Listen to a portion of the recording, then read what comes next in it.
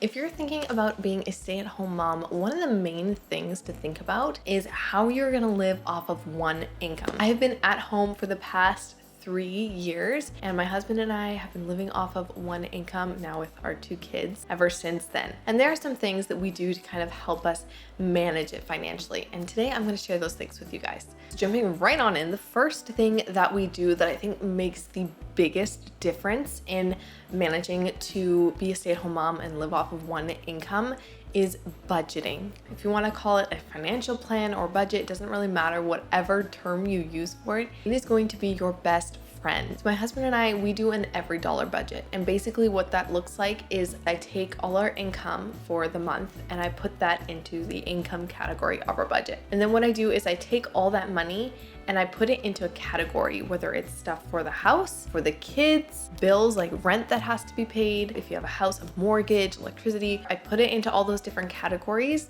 and basically assign every dollar a place to go. So what that means is that I know at the end of the month where all my money went, and I'm more in control of it instead of just each month letting it go wherever it ends up going. Do we always stick to our budget perfectly? No, but it really helps us be able to manage our money better.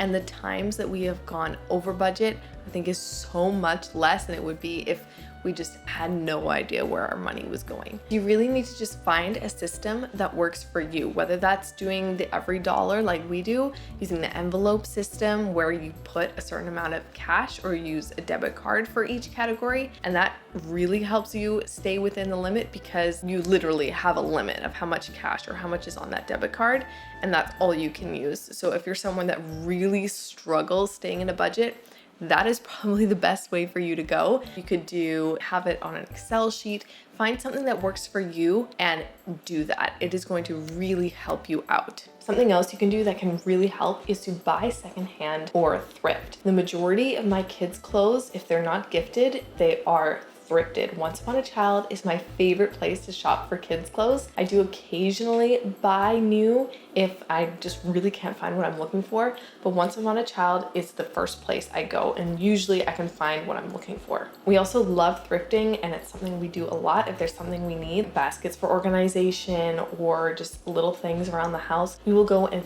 thrift those. Marketplace is also one of our favorite places for buying things like furniture or certain kids' toys. There are so many great things you can find on Marketplace for such a good deal. If there's like a furniture piece we need or something, that is the first place we will go. We save so much money and we can still find some really nice stuff. Something else you can do is you can also sell instead of donating. If there's stuff you're trying to get rid of, whether that's clothing or kids' toys or furniture, you can try selling it first. Again, Marketplace. It's such a great space. We love to take advantage of it. Maybe we want to upgrade a piece of furniture. We'd like to get something a little bit nicer, but don't want to spend a ton of money on it. We will look for it on Marketplace, and then whatever was there originally, we will sell. And it's really been able to balance out the cost of buying another piece. It's also just been great for random things. Like there are some baby items that I just never use, I never found I needed. And so I have sold them, been able to get some money back for them. We love to just try selling first.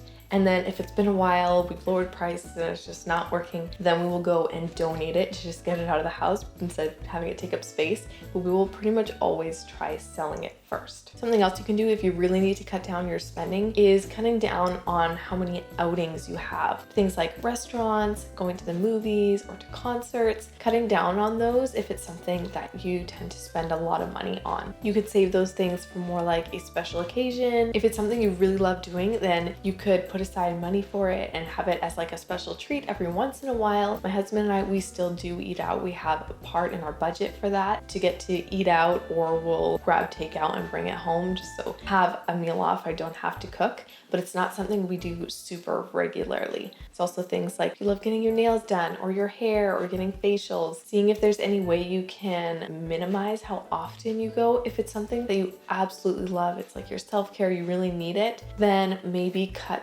out something else in your budget to make room for that. It's something you and your spouse can kind of talk about and figure out. Find those areas where you can really cut down and save some money. Something else you could do that can really help is doing it yourself or DIY what you can. There are certain things like cutting our family's hair. I cut all of our hair. I cut my own hair, which I have been doing actually since I was about 16, which I don't really do much. I just kind of clip the ends. So it's really not that hard. I've been cutting my husband's hair for the past couple of years, and I also cut our toddler's hair, which is a little bit trickier because toddlers don't really like to sit still, but able to save us some money, and that has been great. There are also certain things around the house or with the car that we do ourselves when we can. We are also very fortunate to have family and friends that are very knowledgeable in these areas and are very willing to help us, which has been such a huge blessing. Is it easier and more convenient to get someone else to do it? Definitely. But if you're really trying to stay on top of your finances and save as much as you can so you can be at home with your kids, then doing it yourself can help you save sometimes up to a couple $100s. Coffee is cold now, but we're rolling with it. Now, am I saying that you need to miss out on the things you used to enjoy before, cut them all out so you can save money to be at home?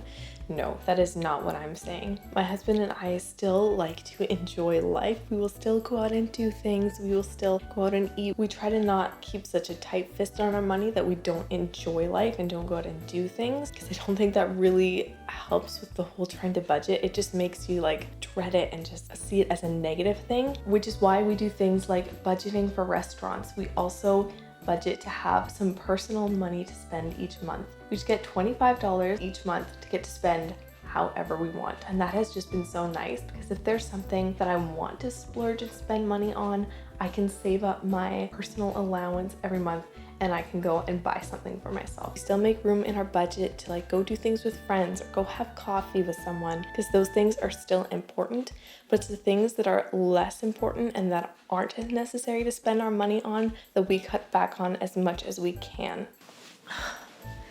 Living off of one income definitely has its challenges, and it can be a lot of work to really have to keep track of all your money and keep a close eye on where it's going and trying to save where you can, but it is definitely doable. And for us, it has been so worth it. I love that I get to be at home with my kids. I don't miss any of their milestones. I get to be the one pouring into them every day, watching them develop and helping them develop and grow. It has been such a blessing, and I would not trade it for anything. Those are some things we do to help us save money so I can be at home with our kids and we can live off of one income. Hopefully this video was helpful for you if being a stay-at-home mom, living off of one income is something you are looking into doing. If you're interested in seeing more videos on like how I do budgeting and all that, let me know in the comments down below. Give this video a thumbs up if you enjoyed it and hit that subscribe button, and I will see you guys next time.